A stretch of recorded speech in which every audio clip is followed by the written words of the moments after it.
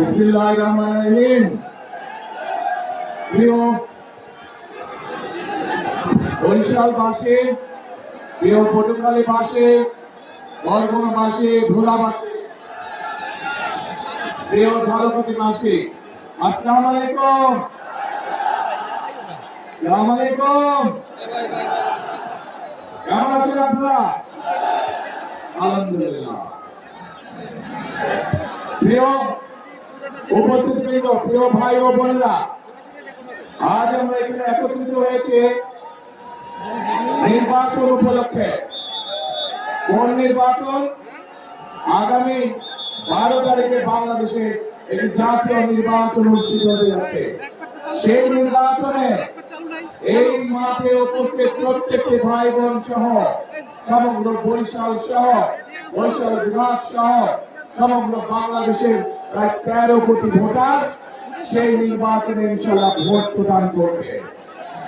প্রিয় ভাই বোনেরা, এই যে মঞ্চের সামনে আমার এখানে কিছু মানুষ বসে আছে, এই মানুষগুলো গুম, খুন, জুলাই আন্দোলনে যে শহীদ হচ্ছে সেই পরিবারের সদস্যবৃন্দ। এই যে পরিবারগুলো বসে আছে, তাদের যে স্বজনেরা, যে প্রিয়জনেরা আজ খুনের শিকার হয়েছে, জুলাই আন্দোলনে অত্যাচারে নির্যাতিত বা শহীদ হয়েছে, সেই মানুষগুলোর কি প্রত্যাশা ছিল? সেই মানুষগুলোর প্রত্যাশা ছিল এই বাংলাদেশের মানুষ তাদের যে অধিকার, যে অধিকারকে বিগত 16 বছর ধরে ছিনিয়ে নেওয়া হয়েছিল, ভোটের অধিকার, কথা বলার অধিকার, সেই অধিকারকে জনগণের জন্য লড়াই করে আনতে গিয়ে এই মানুষগুলো হত্যার শিকার হয়েছে, গুমের শিকার হয়েছে, খুনের শিকার হয়েছে। প্রিয় ভাই বোনেরা, বিগত 15 বছর আমরা দেখেছি যে জনগণের ভোট নিয়ে কিভাবে নিশিরাতের ভোট অনুষ্ঠিত হয়েছে। আমরা দেখেছি জনগণের ভোটের অধিকার কেড়ে নিয়ে কিভাবে আমি দামি নির্বাচন করা হয়েছিল, তথাকথিত নির্বাচন নয়, মনে আছে আপনাদের? কিন্তু প্রিয় ভাই বোনেরা, গত 24 সালে ছাত্র জনতার আন্দোলনের মুখে সেই আমি দামি নির্বাচনের মালিক যারা, নিশিরাতের নির্বাচনের মালিক যারা, তারা জনগণের প্রতিরোধের মুখে এই বাংলাদেশ ছেড়ে পালিয়ে যেতে বাধ্য হয়েছে। এখন এই বাংলাদেশ হচ্ছে জনগণের বাংলাদেশ। এখন এই বাংলাদেশ চলবে জনগণের রায়ের ভিত্তিতে, এবং এই জন্যই বাংলাদেশের মানুষ আগামী 12 তারিখে তাদের পছন্দসই প্রতিনিধি নির্বাচন করবে, যারা জনগণের ইচ্ছা মতন জনগণের কাছে জবাবদিহি করার মাধ্যমে ইনশাআল্লাহ আগামী দেশ পরিচালনা করবে। কিন্তু প্রিয় ভাই বোনেরা, 5ই আগস্টের পরবর্তীতে আমরা আশা করেছিলাম যে 5ই আগস্টের পূর্বে সেই যে স্বৈরাচার, যারা জনগণের ভোটের অধিকার, কথা বলার অধিকার কেড়ে নিয়েছিল, তারা যেই ভাষায় কথা বলতো জনগণকে, বিভিন্ন বাংলাদেশের সম্মানী গণমান্য ব্যক্তিকে যেভাবে অপদস্থ করত, যেভাবে মানুষকে তারা ছোট করত, নিশ্চয়ই 5ই আগস্টে তাদের পালিয়ে যাওয়ার পরে এই রীতি নিশ্চয়ই বন্ধ হয়ে গিয়েছে। কিন্তু দুঃখের সাথে আমরা খেয়াল করলাম যে এই রীতি বন্ধ হয় নাই। একটি রাজনৈতিক দল যাদের একটি অন্য পরিচয় আছে, জনগণ যাদেরকে একটি ভিন্ন পরিচয় চিনে, জনগণ তাদেরকে কি পরিচয় চিনে?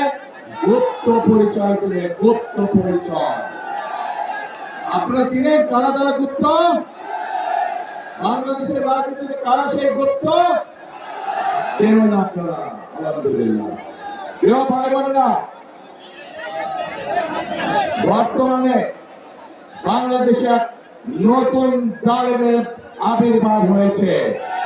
এই গুপ্ত সংগঠনের ব্যক্তিরা নতুন জালেম রূপে আবির্ভূত হয়েছে বাংলাদেশের মানুষের কাছে।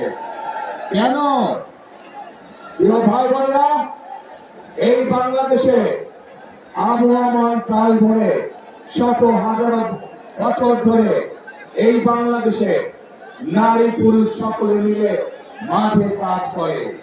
বাংলাদেশে যেমন কৃষক ভাইরা কাজ করে মাঠে, একইভাবে আমরা জানি বাংলাদেশের বিভিন্ন প্রত্যন্ত অঞ্চলে কৃষানী বোনরাও তারা মাঠে কাজ করে। প্রিয় ভাই বোনেরা, শুধু মাঠেই নয়, বিভিন্ন কল কারখানায় আমরা দেখেছি আমাদের মায়েরা, আমাদের বোনেরা, আমাদের নারীরা তারা পুরুষের পাশাপাশি কাজে কাজ মিলিয়ে কাজ করে। তারা যে গার্মেন্ট শিল্প নিয়ে সমগ্র পৃথিবীতে আমরা গৌরব বোধ করি, সেই গার্মেন্ট শিল্পই টিকিয়ে রেখেছে এই দেশের নারী সমাজ, এই দেশের মা বোনেরা।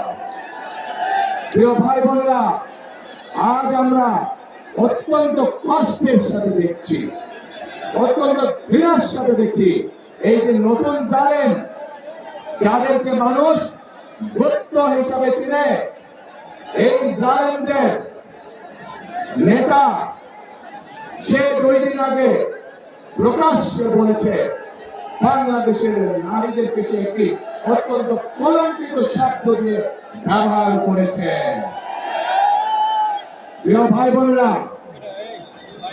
যে ব্যক্তি বা যেই দলের তার দেশের মা বোনদের প্রতি বিন্দু মাত্র শ্রদ্ধা নেই, যে নেতা, যে দলের নেতা কর্মীদের নিজের দেশের মা বোনদের কষ্টের প্রতি বিন্দু মাত্র সম্মান নেই, তাদের কাছ থেকে আর চাই হোক বাংলাদেশ কখনো অগ্রগতি আশা করতে পারে না।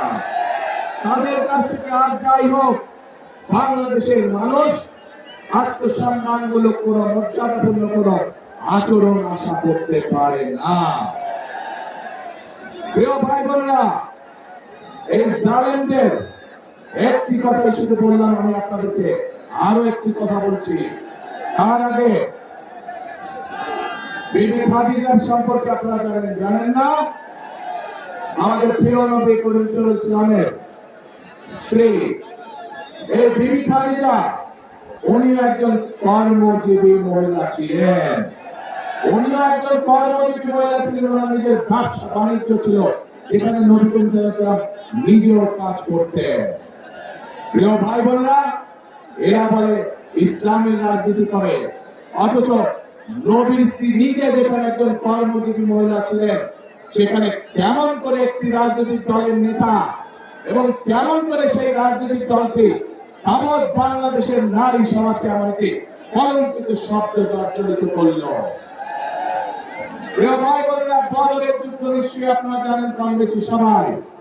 সেই বদরের যুদ্ধে হযরত আয়েশা তার নেতৃত্বে পরিচালিত হয়েছিল। তার নেতৃত্বে যুদ্ধের সকল সরঞ্জামাদি সরবরাহ করা হয়েছিল। তার নেতৃত্বে যুদ্ধে যারা আহত হয়েছিল সেই মানুষগুলোকে নার্সিং দেওয়া হয়েছিল, ট্রিটমেন্ট দেওয়া হয়েছিল। আজকে আমরা ইসলাম ধর্ম বলি, আমরা আমাদের দেশের সামাজিক অবস্থান বলি, সকল জায়গায় নারীদের একটি শক্তিশালী অবস্থান আছে এবং আমরা কোনোভাবে অস্বীকার করতে পারবো না। এই নারীদেরকে পেছনে রেখে, এই নারীদেরকে ঘরে বন্দি করে রেখে কোনোভাবেই আমরা বাংলাদেশকে সামনে নিয়ে যেতে পারবো, এটি আমরা কখনোই মনে করি না। এবং সেই জন্যই দেশনেত্রী খালেদা জিয়া যখন দেশ পরিচালনার দায়িত্বে ছিলেন, উনি বাংলাদেশের নারীদের শিক্ষা ব্যবস্থাতে সম্পূর্ণ বিনামূল্যে করে দিয়েছেন ইন্টারমিডিয়েট পর্যন্ত। প্রিয় ভাই বোনেরা, আজ সময় এসেছে আমাদের দেশ গড়া, এবং দেশ যদি গড়তে হয় প্রত্যেকটি নারী পুরুষকে কাঁধে কাঁধ মিলিয়ে কাজ করতে হবে আজকে। তা না হলে এই দেশকে আমরা আমাদের প্রত্যাশিত বাংলাদেশ হিসেবে গড়ে তুলতে পারবো না। প্রিয় ভাই বোনেরা, সেজন্যই আমরা এই নারীদেরকে, বিশেষ করে গ্রামের খেটে খাওয়া নারী যারা, শহরের খেটে খাওয়া নারী যারা, কর্মজীবী নারী যারা সহ সকল গৃহিণীর কাছে, সকল পরিবারের মাদের কাছে আমরা ফ্যামিলি কার্ড পৌঁছে দিতে চাই, যার মাধ্যমে আমরা এই নারীদেরকে ধীরে ধীরে অর্থনৈতিকভাবে স্বাবলম্বী করে গড়ে তুলতে পারি, যেন তারা পুরুষের পাশাপাশি পরিবারে, সমাজে, দেশে অর্থনৈতিকভাবে শক্তিশালী ভূমিকা রাখতে পারে। প্রিয় ভাই বোনেরা, আসল এবার থেকে ওই যে গুপ্ত সংগঠনটির কথা বললাম, যারা বাংলাদেশের নারী সমাজকে অপমানজনক শব্দ ব্যবহার করে, আরেকটি ঘটনা বলি তাদের আরেক নেতা, যার বাড়ি কিনা কুমিল্লা জেলায়, সেই নেতা কিছুদিন আগে তাদের এক দলীয় সমাবেশে বলেছে তাদের কর্মীদেরকে যে 12 তারিখ পর্যন্ত আপনারা জনগণের পা ধরবে, তারপরে বাকি পরবর্তী 5 বছর জনগণ আপনাদের পা ধরবে। প্রিয় ভাই বোনেরা, চিন্তা করুন, এইরকম কথা কে বলতে পারে যে 12 তারিখ পর্যন্ত তাদের নেতা কর্মীরা জনগণের পা ধরবে, তাহলে 12 তারিখের পর থেকে জনগণ তাদের পিছিয়ে পিছিয়ে ঘুরবে, জনগণ তাদের পা ধরবে। এই কথা থেকে প্রমাণিত হয় কি তাদের মেন্টালিটি, কোন পর্যায়ের মানুষ হলে তারা জনগণকে নিয়ে তুচ্ছ তাচ্ছিল্য কথা তারা বলতে পারে। প্রিয় ভাই বোনেরা, এইসব লোক যদি নির্বাচিত হয়, এইসব লোক যদি দায়িত্ব পায়, তাহলে আজকেই আমাদের কাছে পরিষ্কার হয়ে যাচ্ছে যে জনগণের ভাগ্যের কি দুর্বিষহ অবস্থা হবে, দেশের মানুষের ভাগ্যের কি দুর্বিষহ অবস্থা হবে। যাদের মনে এই কথা এবং মনের কথাই বেরিয়ে এসছে তাদের বাস্তবে। কাজেই প্রিয় ভাই বোনেরা, এইসব গুপ্তদের বিরুদ্ধে আপনাদেরকে সতর্ক থাকতে হবে, সজাগ থাকতে হবে। যারা দেশের মানুষকে সম্মান করতে জানে না, যারা পরিকল্পনা করে রাখে যে 12 তারিখের পর থেকে তারা জনগণকে নাকে দড়ি দিয়ে ঘোরাবে, তাদেরকে উচিত শিক্ষা আপনাদেরকে দিতে হবে। প্রিয় ভাই বোনেরা,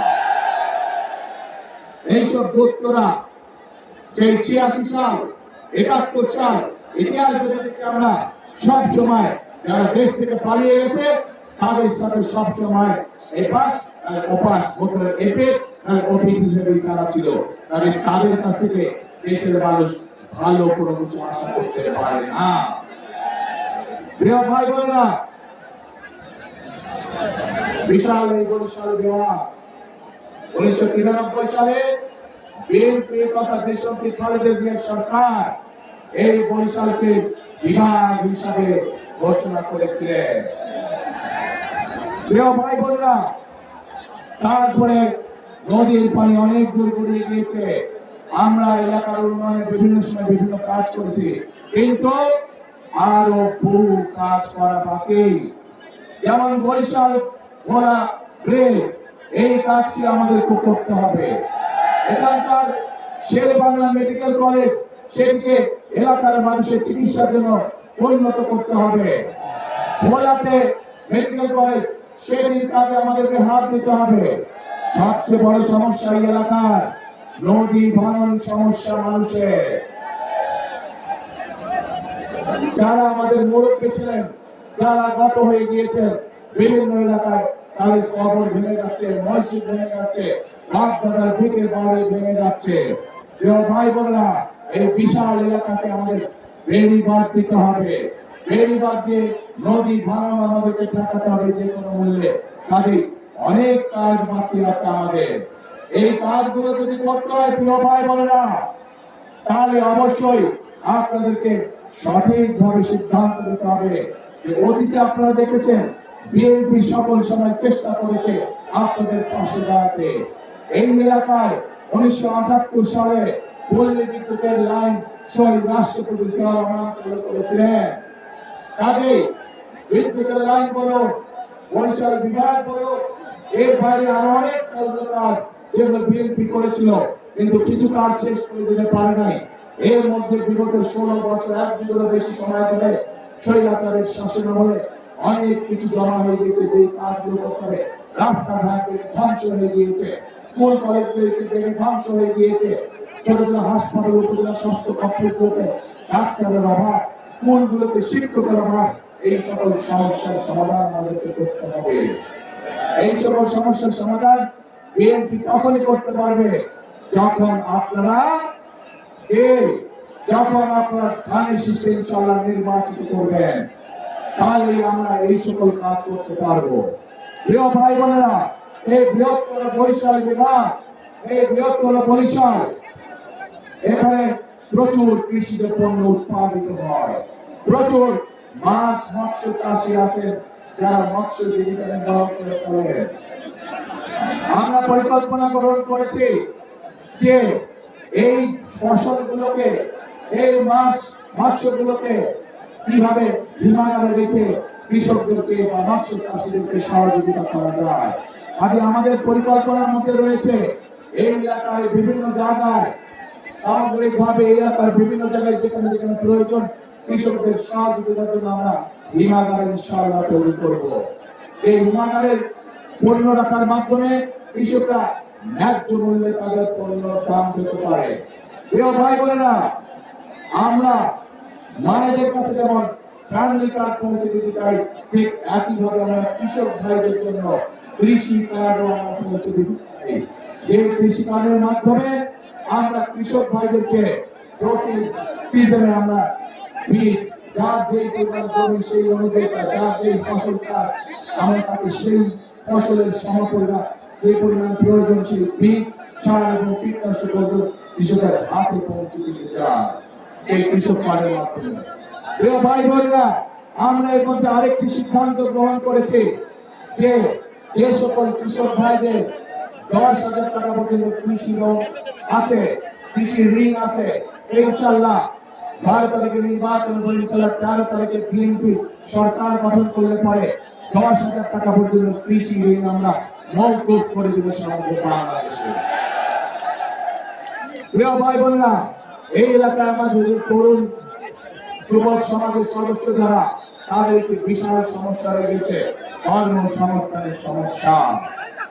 আমরা যখন ভোলাতে গ্যাস পাওয়া গিয়েছে, সেই গ্যাসকে কাজে লাগিয়ে আমরা সেখানকার উপযোগী শিল্প যেমন গড়ে তুলতে চাই, যার মাধ্যমে কর্মসংস্থানের ব্যবস্থা হবে, ঠিক একইভাবে বরিশাল বিভাগের জেলাগুলোতে আমাদের তরুণ এবং যুবক সদস্যদের যাতে কর্মসংস্থানের ব্যবস্থা, সেগুলো বিভিন্ন রকমের প্রশিক্ষণ কেন্দ্র আমরা গড়ে তুলতে চাই।